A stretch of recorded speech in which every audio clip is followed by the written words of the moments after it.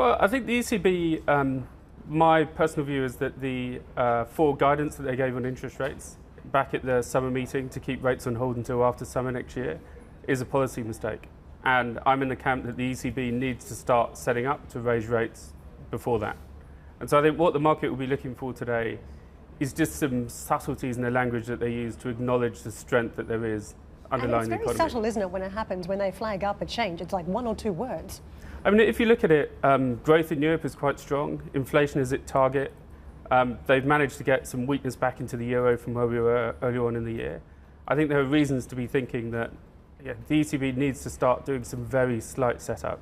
Yeah, and I hope you're right from a wage point of view as well, because I know that uncontained inflation is the enemy of financial markets, but modest wage inflation is something that will be very positive for a whole host of people and a whole host of European economies as well. It's beginning to come through, isn't it? The UK wage figures, and you can reference the BOE if you want as well. A lot of interesting wage deals. Mr. O'Leary's issues with the unions as well. It's coming through. It's seeping through. This is a good thing or a bad thing? A good thing, yeah.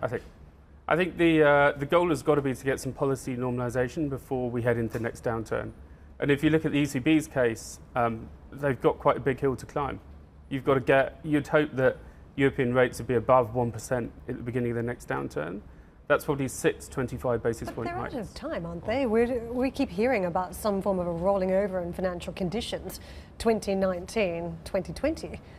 The ECB program, if you think about starting to exit from extraordinary stimulus, they're out of time. There is no run rate to be able to get out of this crisis that they've been in. I agree. I think that's why I think the ECB is likely to deviate from its forward guidance. I think they'll be looking to get the end of QE out the way in December, and I think Q2, the market's going to...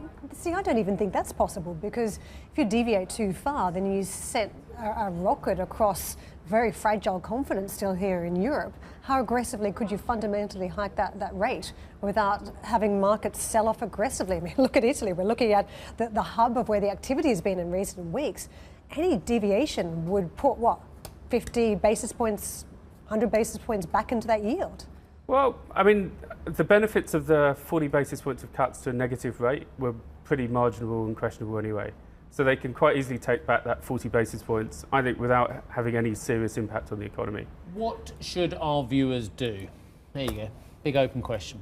If you look at what the market's pricing, it's pricing about a 30% probability of a hike in the second half of next year.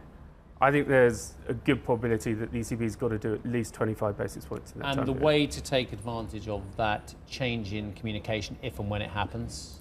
Is probably positioning in the Eurobond strip, for example, like 3-month interest rate futures.